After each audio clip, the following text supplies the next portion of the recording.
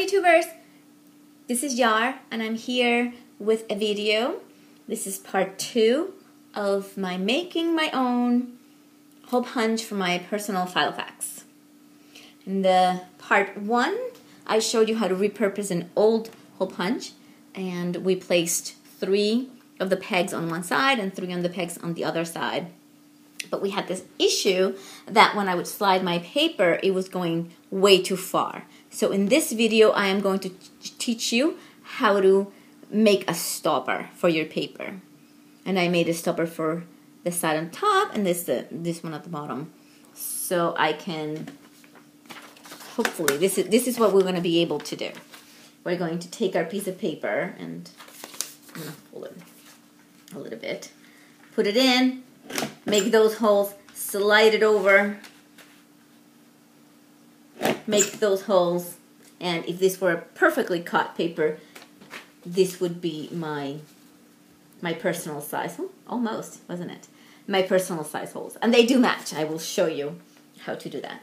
So that is the purpose of this video. I'm going to show you how to create the stoppers. So in your homemade Filofax hole punch for your personal size, you'll be able to just use it and not worry about it.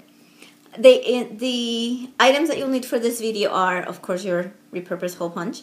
You will need some foam board. That's what this is. You don't need much. You need maybe an inch square. That's it. This is even more than what I need. We're just going to need a little piece for each of the sides, okay? So a little bit of foam board, some adhesive, permanent adhesive. I would like glue dots, but I forgot them upstairs, so I'm not going to worry about it.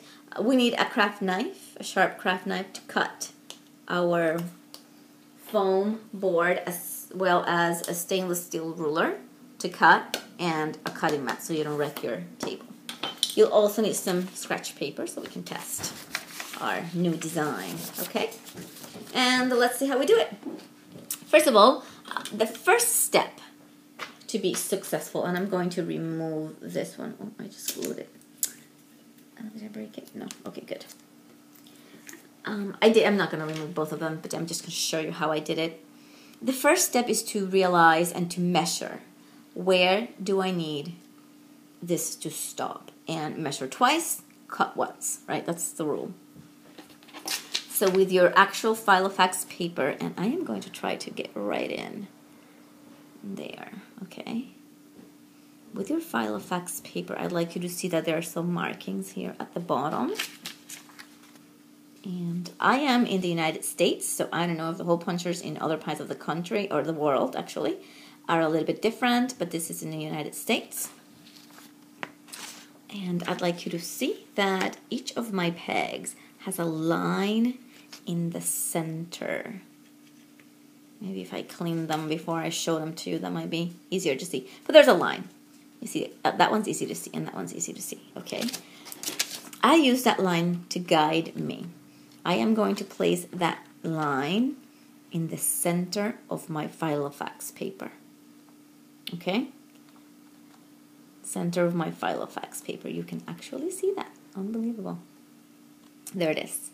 That is going to show me or give me exactly where my paper needs to stop in regards to these lines over here.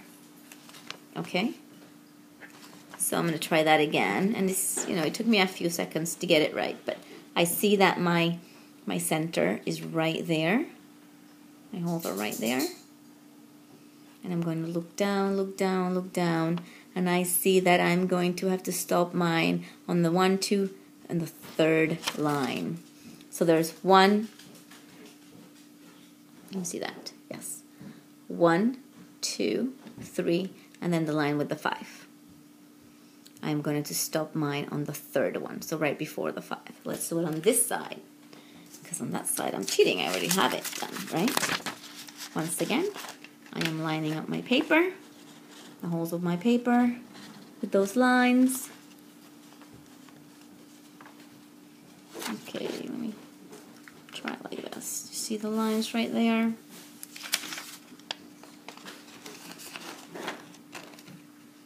Lining up my paper with the lines.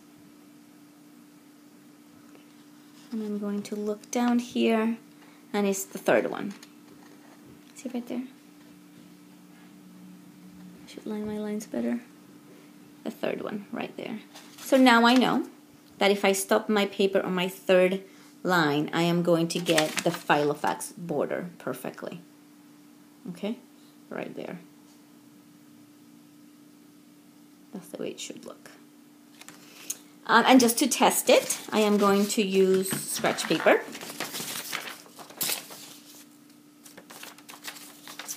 I am going to actually use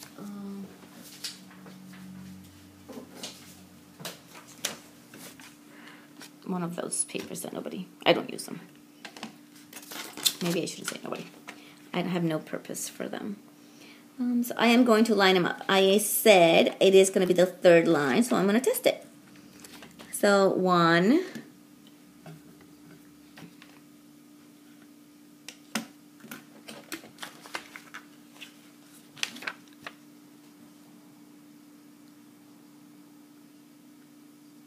okay, so 1, 2, 3 lines. 1, 2, 3 lines. Right there, I'm going to have to do this on the... I can't do it like this. 1, 2, 3. Push it all the way in. Cut it. Okay, that's one side. And my goal is to just slide it over and punch the other side. Right? Let's see if that worked. It worked pretty well. So the third line will work for me. Now I know that if I stop it at the third line, it's going to work perfectly. The next thing you want to do is you take a little bit of foam and you're going to measure it, right? I have my larger foam right here. And I'm going to mark it. So 1, 2, 3, my line is right there. I'm going to place tape on it so you see it better. I have covered my third line. Maybe I shouldn't cover it. Making videos is an art because you're covering everything with your hands. Okay, I hope that works. But it's line 1, line 2, and line 3, and that's where I'm going to stop. So I am going to take my foam, and I'm just going to kind of make a mark where it ends. I can either do it this way or I can do it this way. I want it to stop right there, so I am going to go inside of the end of my machine right here. I'm going to mark here. Okay, so I'll put it down again just to show you real quick.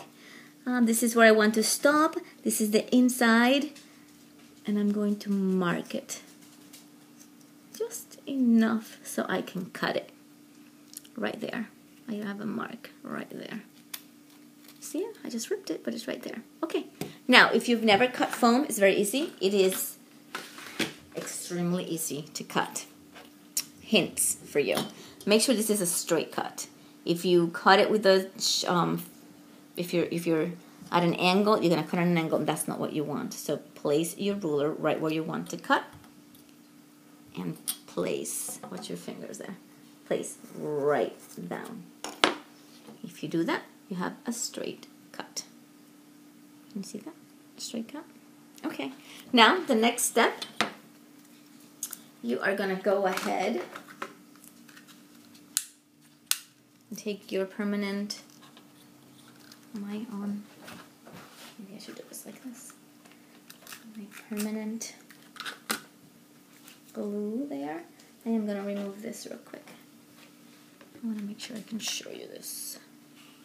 And I'm just placing it right where I need it to be. I'm just going to push it down. That's it.